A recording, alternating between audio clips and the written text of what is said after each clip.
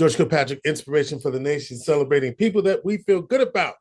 We've got Mr. Max Jones, the senior pastor of the Apostolic Church of Jesus Christ, 347 Cortland Avenue in Syracuse, a long time friend, a legacy following in the great footsteps of Pastor Robert W. Jones. And Max, so good to see you. Well, let me just say thanks for that introduction. Well, one, you sound like Dr. Rick Wright, so I guess you took some courses from him. And then two, with that introduction, just let me know I'm getting older. Listen. Long time, legacy. Listen. But listen. So you could tell him the secret though. You was there before I got married. Yeah. How many years you been married now? Are you ready for this? Yes. You'll be ready for this. 30 son. 32. That's amazing. No, 32 years. Yeah. Well, I'm going to tell you, my sister Janet, when she was working in Syracuse, was friends of yours. Yes. And she called me and said that I have a friend, Max, that he wants to surprise his he wants to surprise his girlfriend. And is it possible for you to, put him up overnight, and so he can then go the next day into New York City? I was living in Jersey City at the time, and then and so she wanted to surprise her and ask her to marry him. And so I said, yeah, Janet, a friend of yours is a friend of mine. You know how we are, Jones family, grew up in the church, and everybody, the extended family, all was one. So, George, I met you. You came to my house. You spent the night at the parsonage. I was pastoring the United Methodist Church, Clare Memorial United Methodist Church on Communipaw Avenue in Jersey City. Communipaw Avenue. Yes, sir. And you came, spent the night. The next day you went over, and my goodness, you asked the lady to marry you, and she said yes. And 32 years later. And this was on December 23rd when I stayed at your house. Yeah. Next day was Christmas Eve. That's right. Next gracious Allah. Eve. Come on, man. And a lovely family. I've been married 32 years, 3 children. Am I correct? 4. 4 children. Yes. And one is just going to law school? One is just going to law school. Just started law school. What are the other 4 doing? Do you mind? I don't know if this is not about you this time. It's about me. But you got such a wonderful story, So one works so 2 of them, well, the one that's going to law school, we got one that works in New York City. We got one that's here working in the school district. And then we have one who is in California trying to become a big star. So there you go. Oh, really? Not in LA? As a matter of fact, yes, in LA. And matter of fact, when we first went out there, or one of the times we went out there, we actually went to your brother's church. Oh, City of Refuge. Right, City of Refuge, when they were in the old location. And I believe they moved from there to location. But I think they were in Santa Monica, or they're in Gardenia at the time, but now they moved to the new location. Yeah, they were in Gardena when we went to that location. Yes, okay. And so he and I visited one of the times that I was out there, and so that was fun. So he's gone there a couple of times. Actually. Oh, really? I'm glad to hear that. Yeah, he went Bishop Noel Jones. He's doing a great work out there. And again, he's 3 years older than I am. Is he really? And also, Max, one thing I want to just big shout out. Go back to the kids again. All 4 college graduates. Oh, look at you! Look at you! Jesus, yes. I just want to say that. But yeah, so this is how. Before you move on, I want to make this point, and for the general public to understand this. I had a friend, my best friend from Cornell University, was my roommate, and he's an ophthalmologist in East Orange, New Jersey, and is Dr. Winston Scott. And his kids and mine are doing very well. But I asked him, I said, well, what is the secret to raising good kids and kids that become accomplished? And he said he's Jamaican. He said, Marx, they listened. So to all you kids out here, you got to listen to your parents. You got to listen to those who've gone before you. You got to listen to those who have a track record of success.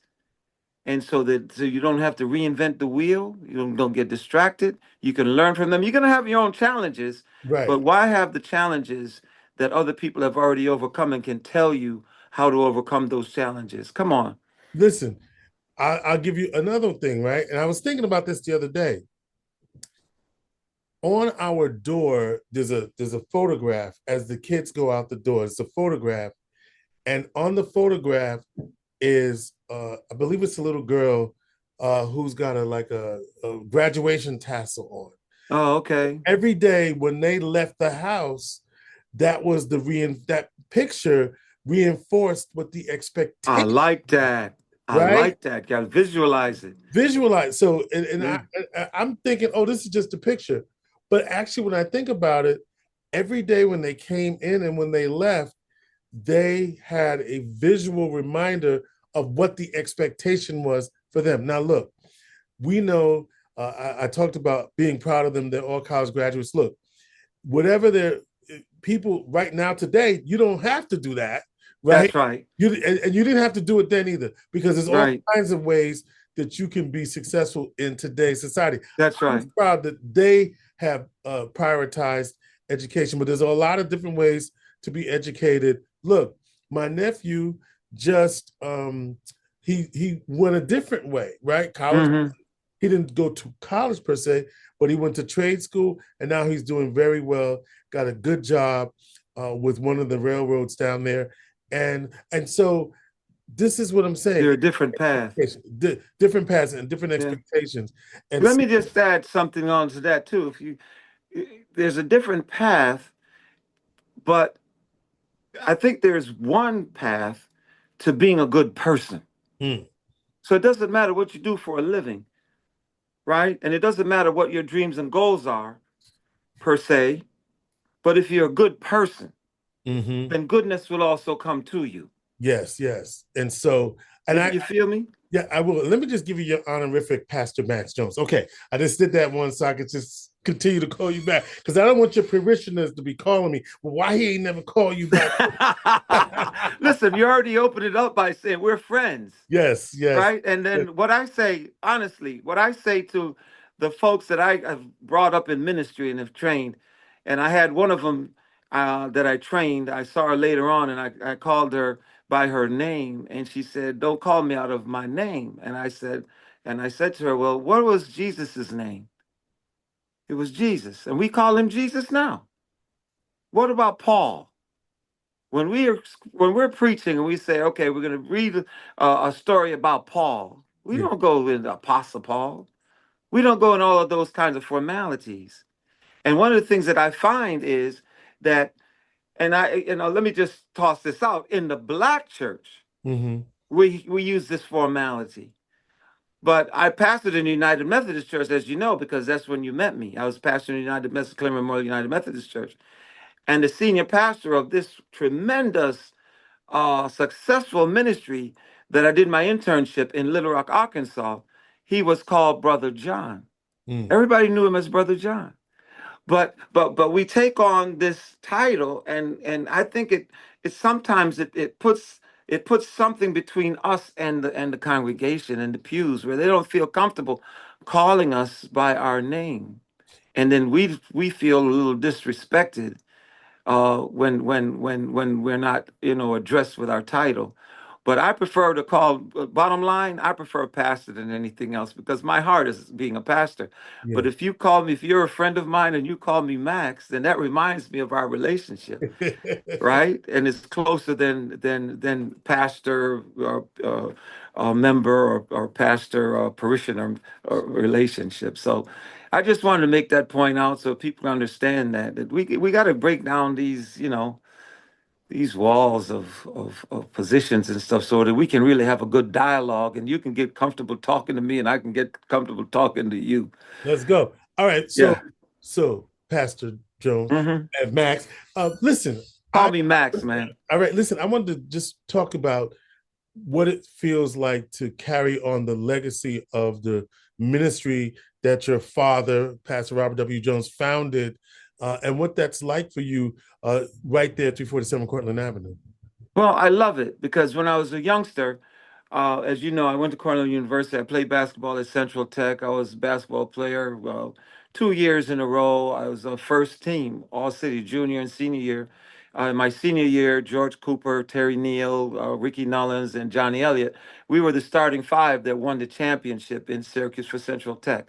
And when I look back at it, they always called me Deacon Jones. Mm. So they knew I was going to be a pastor. Some of my members now that I pastor, I remember one, Sister Barbara Rodefox, she says to me that, remember when you were 18, I told you were going to be my pastor one day? And so I always wanted to help my dad. All I thought about doing was helping my dad. So when I went to Cornell University, I majored in education, and my idea was to come back and to run the Christian education department in the church. I wasn't worried about making any money because, of course, I believed I was going to come back as an ex NBA player, and Right, right, right, right. make a few $1,000s back then. If you made $100,000 a year, that would be some serious money. Just think about where the salaries are now. So it was always in my spirit. I always thought it was my purpose to help my dad. But the journey took me from starting a family early, working at Central as the bus company. I left Central Bus Company as the manager of operations. When I left there, I went to work with Noel to follow ministry, and that thought that he would mentor me. And so he worked with me until I decided that I needed to go to seminary. So I went to Southern Methodist University Mhm. and got a Master's of Divinity degree from there, not knowing at that time that my dad, Bishop Jones, his family was Methodist in Jamaica. And Right. so I got the exposure to the Methodist system, and then also, happy wife is a happy life. So mom was Pentecostal, and dad became Pentecostal. So I'm a Pento Metho. I'm a Pento. um, but it was always my desire from a youngster to help my dad. I didn't know in what capacity per se. I wasn't planning on being a pastor, but I just wanted to help him. Not knowing that after leaving and I pastored in Little Rock, Arkansas at a United Methodist Church there, and then in New Jersey, Jersey City as at a Methodist church there. And so I grew in my understanding of ministry, pastoring, my knowledge of God and what my purpose was. And at the time that he called and asked me to come and help him, really, he didn't really think that I would come. He didn't think I would come back. I don't know. I was working in Jersey City at a high school.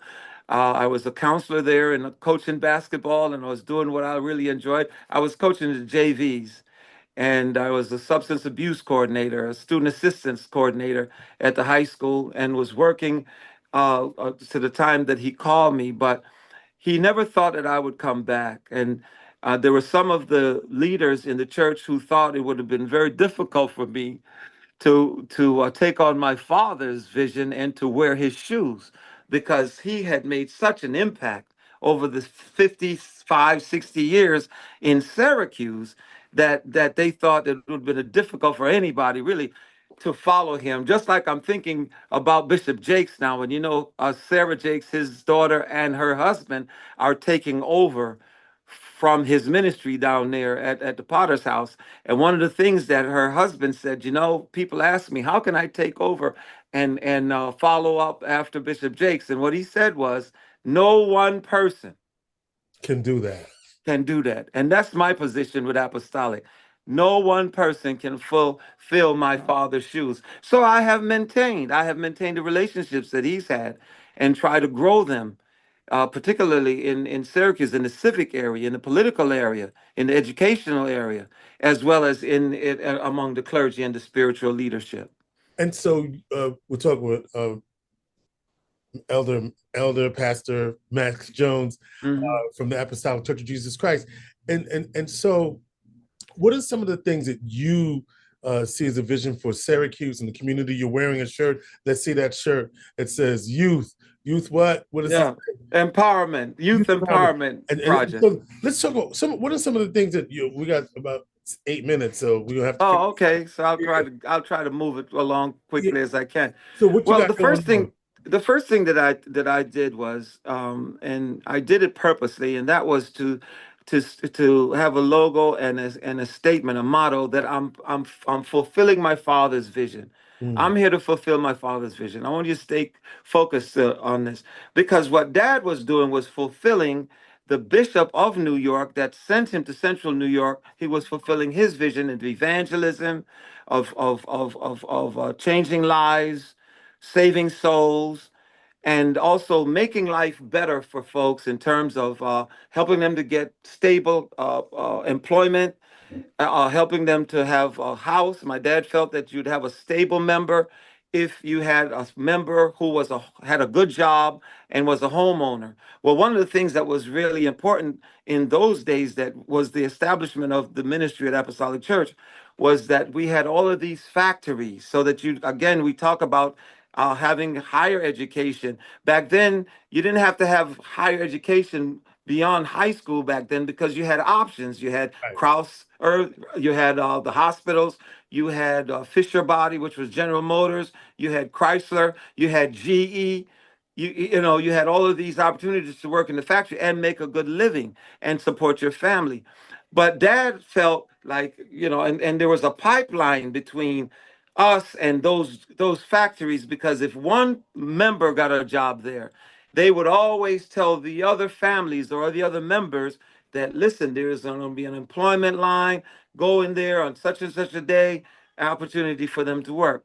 So I decided that I would just try to be, what did I say, be efficient in standing on the shoulders of my dad and fulfilling the vision that he had. So what I formed was a not-for-profit organization. It's called Robert and Marjorie Jones Community Development Org, and its emphasis is recreational for the kids, educational also for the kids, housing for families. We're focusing upon elderly housing and veterans housing.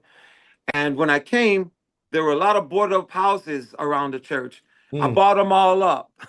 So we got about 13 lots. And one of the things that you have to do when you get blessed like that, you got to maintain it. So the maintenance of it is very important. So we try to make sure that, the lawns are cut and that the place is nicely trimmed. The building of the church looks and represents the cleanliness that I hear scripture when it says that cleanliness is next to godliness. So we try to do that. But we emphasize small groups in our church. So we have the Brotherhood Empowerment Project, and so every Saturday we have a free breakfast of men. We average about 25 to 30 men every Saturday here, and there is What someone time? at 9 a.m. Is it open to the entire and it's open to the entire community.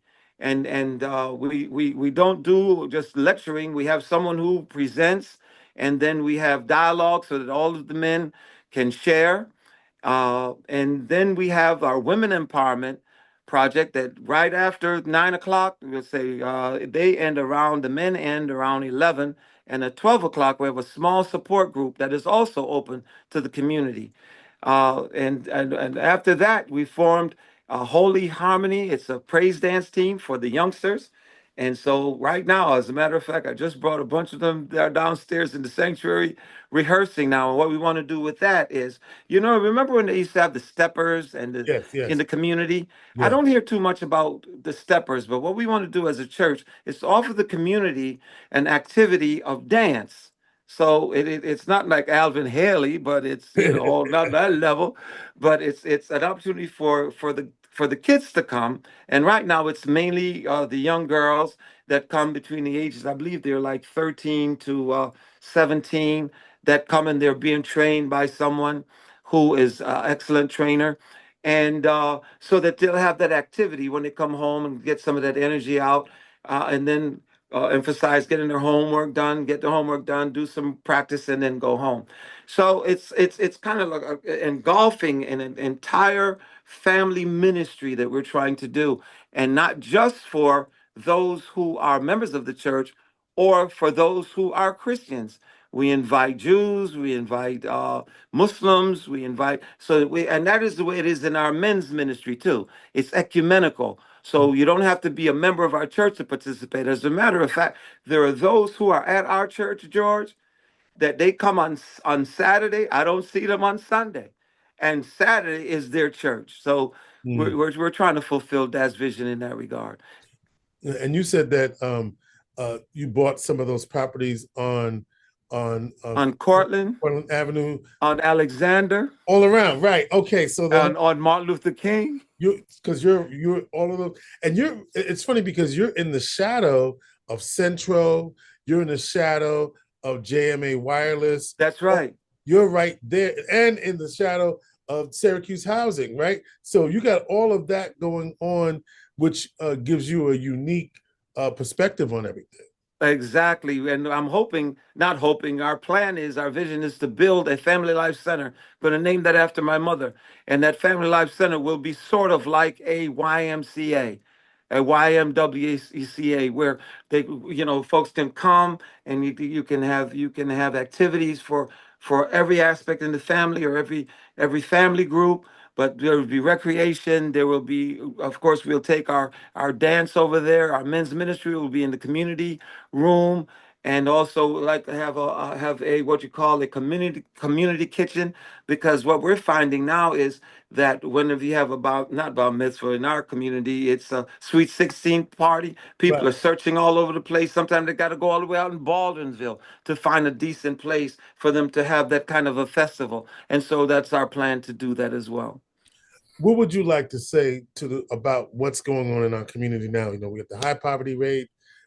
What are the ways in which faith communities can and continue to respond to it? I know they do, but what do you think is the pressing issue? And we got a mayor's race coming up. You got a dog in that fight. Well, I do, and it's Sharon Owens. I'm not embarrassed to say so. And I just heard recently that churches can now endorse politicians. So, but anyways, let me share this. Why Sharon? The reason why Sharon is because I think she's already done the work, and we know her. We can touch her, and I'm grateful to the past administration who empowered her. She was not just a figurehead deputy mayor, just sectioned off to work with African Americans, but she worked throughout the entire city. And so I know that she is committed and she is equipped to do the work and to carry on what is going on in Syracuse. Well, now in Syracuse, one of the things that I noticed in Syracuse, it's interesting that you'd asked me that question, because I was just picking up the kids, and I go from Midland Avenue all the way over to West Genesee Street. And what I notice is that there's a lot of poverty, and it seems as if the federal government is not in, they don't care how people live. They really don't. If you look at our government today, in the Congress, and of course in the White House, it's millionaires and billionaires who are making policy for our folk. And the reason why that is because we gave up on the process of politics. And I remember hearing that politics is the distribution of the goods and services that come into our community. And so you have to have a voice in order to do that. One of the things that I believe our responsibility is as clergy, even in this time when there's a lot of cutbacks and so on, but is that we've got to build hope in the minds and the hearts of people. No matter what the circumstance or situation is, God can change that. And it's not where you are now, but where you can be. But you can only get there through faith. Hmm. But listen to what faith is defined as. Faith is the substance of things hoped for. And I believe that our responsibility in the faith department is to make sure that the light and the flame of hope stays alive. Oh, I just thought about Jesse Jackson. We just said keep hope alive. And but it's true. We have to keep hope alive, because if not, then we'll be dormant, we will stop trying, we will give up, and we won't have the energy to move forward to the place where God would have us to be. So I believe our message of hope is extremely important. The next thing is that we've got to touch folk, Mm-hmm. right? Those of us who are successful, right? My family started out poor. My dad, my mom, we started on South McBride Street, and we were poor. This church was a poor church. We had people who came and saw the vision, and they worked and found a way out. And then they came back, they gave their resources. Man, I'm telling you, you had people who were having fish dinner sales and chicken dinner sales and so that they could pay off the mortgage. When I came here, the mortgage is paid off. So all I have to worry about now is putting the money in the ministry.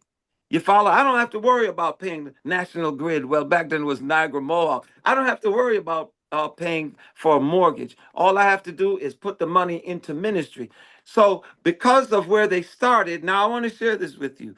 I graduated from Cornell University, but my degree was, of course, education in social services. So I didn't make a lot of money, nor someone may think I'm famous or whatever. I'm not into that. But my children graduated from Harvard University. Go ahead. And they are rich. Okay. Okay.